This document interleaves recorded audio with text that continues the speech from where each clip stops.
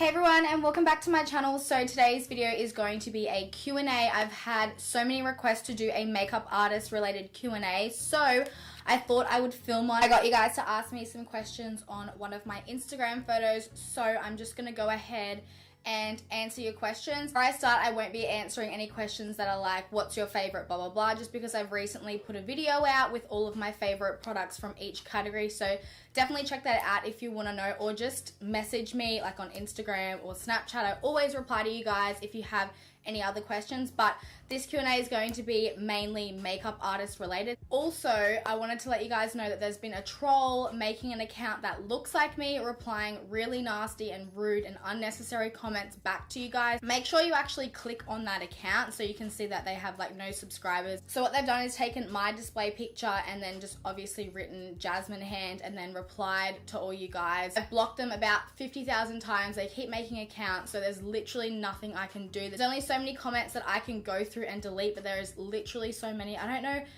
why or how this person has the time in the day to do that, but I just thought I would let you guys know in this video just before I get started, because I've gotten so many messages from you guys saying, what the fuck, like, why are you being mean to me for no reason, blah blah blah. So I just wanted to quickly make that clear. It's definitely not me. I wouldn't even say that to like my worst enemy. Some of the stuff that they've said to people is literally disgusting. I don't even know why. Anyways, I don't want it to be a negative video or anything, but I'm going to get straight into answering the questions. So first question comes from Maria, and she asks, how did you start your business? Everyone always asks me how I got started, what did I have to do, blah, blah, blah, blah, blah. So about 3 years ago now, I moved back from Rockhampton. I was studying my Bachelor of Nursing degree, which I went straight into after high school, just because I had no idea what I wanted to do and I thought nursing was interesting. When I first started nursing, I knew I wanted to do something cosmetic nursing, like injectables, Botox, like theatre nursing. I couldn't really picture myself being like a ward nurse or someone that worked in aged care or something like that, but I always wanted to do something like alongside a surgeon or something like that. So I went and studied for 2 years in Rockhampton, then moved back here and studied it online for my last year and a half. And then as I was finishing my nursing degree, I was doing freelance just from my house. When I first started posting to Instagram, I just was posting photos of myself, random makeup, just selfies. It was literally just all myself. Like every single photo was a selfie, and occasionally like a makeup of the day photo, and I would do like a flat lay of my makeup. I started to get my friends saying, oh my god, can you please do my makeup? I love the way you do your makeup and I love your Instagram page, like you do amazing makeup, blah blah blah. Back then, I was literally looking at photos the other day and I was like, holy shit, I've come a long way. I'll leave them here. I'll leave my client photos like throughout this video as well. I started off charging like my friends and then friends of friends like $20 with lashes. The lashes I used to use were just like the bulk pack ones from eBay. I do not recommend them. They're terrible. I don't know what I was thinking. Like I was like, oh yeah, they're super cheap. They're like $1 for like 5 pairs or 10 pairs or whatever. Literally the worst lashes ever. You literally couldn't see the eyeshadow after you put them on. They were terrible. I guess the word just got around. I was just posting all my client pictures on Instagram, and yeah, I was just kind of saying like, text me to book, blah blah blah. I would always advertise constantly. I would literally post like up to 3 times a day. I don't know, I just loved posting on Instagram. I was like obsessed with it back then. So I did like little challenges, like 100-day challenges, where for example like day 1 would be like use a pop of blue and then you upload it. Day 2, show us a picture of your foundation collection. So I would do that, so it would kind of motivate me to post more and it would give me ideas to post. So my first bit of advice for growing an Instagram page or your makeup business is just to keep posting. The more you post, the more people will see your stuff, follow you, like your photos, the word will get around. I'm getting off track now.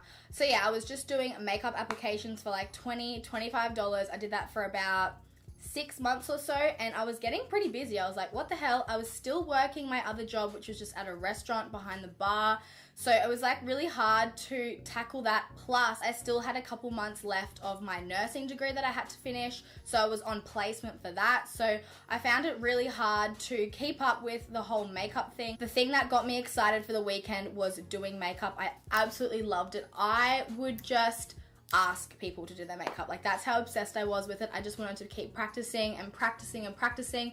Practice on my mom, my friends. My friends would always ask me to do their eye makeup. I would just literally practice. Like, the more people you do, the more confident you get. Okay, I'm going so off track. Okay, so basically, I started doing faces for $20 with lashes until I built up my skill and I felt like I was worth more. So then I started to put my prices up. $40, $50, $60, $70. And then I guess it's just gone up since then because I feel like I'm worth that much. I feel like my skills are worth the amount of money that I charge. But it was a long road. It's taken me 3 years up till then to finally, I wouldn't say I've actually mastered it, but become really confident in doing other people's makeup. It is much, much harder than you guys think it is.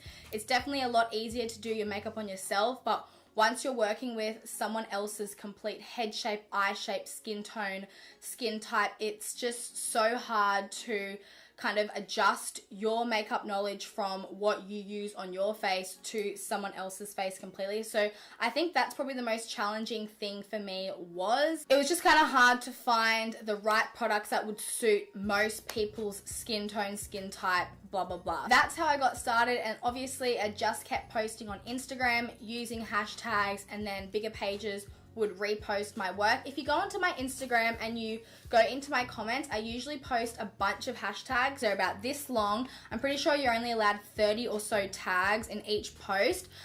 Copy and paste them into your photos because they're the hashtags that I found that works best for me with like reposting and stuff like that. It's really, really important to tag the brands that you're using so then they can see it, and if they like it, they'll repost it, and then that'll give you more exposure, which will give your business more exposure. So yeah, it's kind of taken me 3 years to build up my clientele and I guess skills to where I am today. So yeah, that was a really, really long answer, but I hope I answered like a few other questions in that as well. What is your hardest part of your job as a makeup artist? P.S. I love you lots. I love you too. The hardest part about being a makeup artist is definitely the early starts.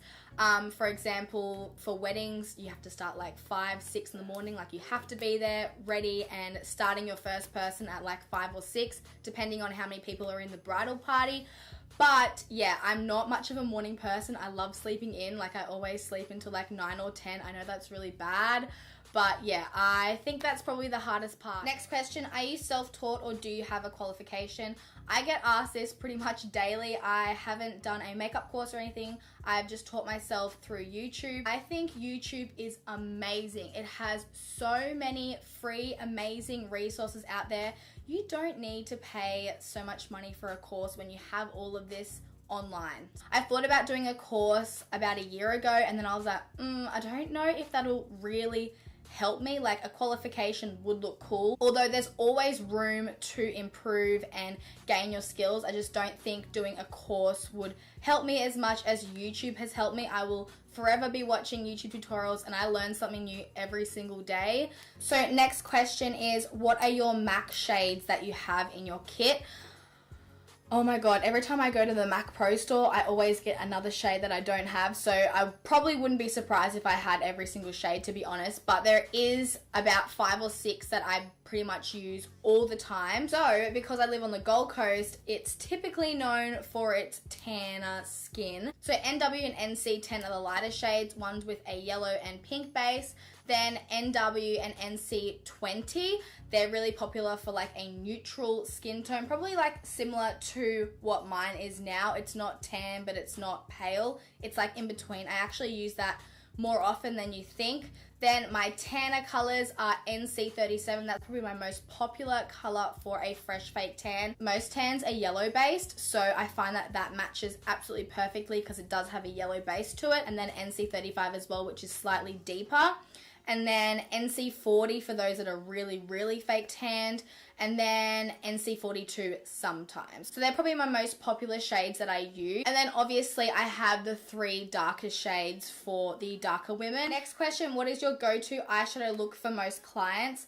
I'm obsessed with warm tones and golds. Oh my god. So when someone just sits in the chair and says, do whatever, I don't care, I love everything you do, I'm just like, yes, bitch, I know that this makeup look is just gonna look good on everyone. So I tend to go creme brulee in the crease, then I use a bit of cocoa bear in the crease as well as a nice terracotta transition. Then I put Half Baked by Urban Decay, which is a gorgeous gold eyeshadow, in the inner corner of the eye, and then I take Anastasia Beverly Hills Fudge, which is a beautiful warm chocolate brown, and I use that on the outer corners, blend it out, then I blend a little bit underneath the lash line. And if they have blue eyes, I'm like getting so excited saying this, if they have blue eyes, I always pop black in the waterline, smoke it out, lashes, winged liner if their eye shape suits it, nude lip, Faux by MAC, dead. That is probably like my signature client makeup looks. Next question, how do you keep your makeup free of contamination / bacteria, and how do you sanitize your lip liners and stuff that you use directly on clients?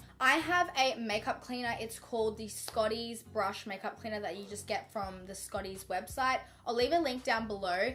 It is honestly the best makeup brush cleaner I've ever used. The bristles dry pretty much instantly as you spot clean them. It's amazing. So obviously after each client, I go through all the brushes that I've used with that just on a paper towel, and then obviously clean my beauty blender with the beauty blender cleaner, or I use the Daiso one. As for lip liners, I sharpen them and then I spray them with a bit of Isocol. So Isocol is just like a antibacterial spray with 99% alcohol, I'm pretty sure. So yeah, that's how I do that. So next question is, where do you get your ring light from? I always get asked this. The ring light in my salon, which is the owner's, is the Stellar Lighting ring light. I'm pretty sure it's called the Diva ring light, which is massive. The one that I'm using now is just from eBay. It was like $150. I'll leave a link down below. 100% recommend. I've had this ring light for like 2 years now. It's never broken on me. It's never gone dodgy, nothing. It's perfect, and it was so cheap as well. Next question is, how do you get the concealer out of the tubes to apply with a brush instead? I struggle so hard. Oh my God, I get this question more than you think. All I do is I just go like this and twist it onto my hand, and then I just keep depositing like the amount that I need, and then I just get my brush and put it straight on. So that's how I do it. There's no like technical things. I don't use anything. I just basically just put it on the back of my hand with a brush and then put it straight underneath their eyes. So yeah. Do you have bad makeup days where you just have to remove all your work even before you're done because it looks so shitty?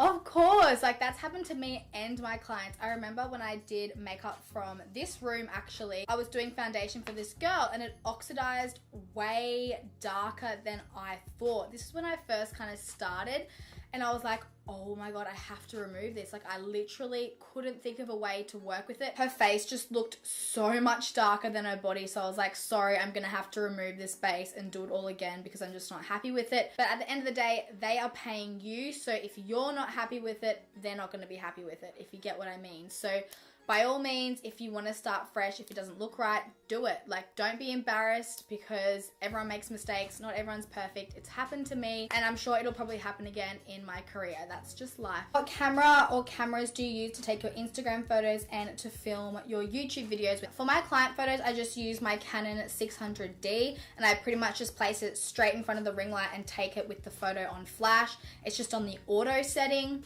I don't know. I haven't changed any settings on the camera. So yeah, that's all I use to take my client photos. For filming my YouTube videos, I just have a ring light behind my camera, which is on a tripod, and then just 2 softbox lights here. But I take the softbox, like the square things off them, and I just have like the exposed lights either side of me. I'm using my new 70D, which autofocuses. Oh my God, look. It's autofocusing. That's so cool. I can't wait to like do a makeup tutorial and be like, this is what I'm using. And then it'll focus, and then it'll focus back on my face. I'm so weird like that. My 600D doesn't autofocus, so I have to like do this, and then it'll focus, and then I can't move out of the frame or I'll be out of focus. So really excited to have this new camera. How long do you take for each client? So I can do a full face of client's makeup in 40 minutes. I allow 45 minutes each session just in case they want to change, add, and it just gives me time to spot clean my brushes in between clients. When I first started out, I took about an hour, but I've kind of like trained myself into becoming quicker to fit more people in the day. So I think I've rambled on enough, but if you guys like this kind of video, I can definitely do a part 2 2 with other questions if you guys are interested. I definitely want to film an updated what's in my freelance kit video, so if you guys are interested, leave a comment down below and let me know. I hope you guys enjoyed watching, and if you did, don't forget to give it a thumbs up for me, and I'll see you in my next one. Bye guys.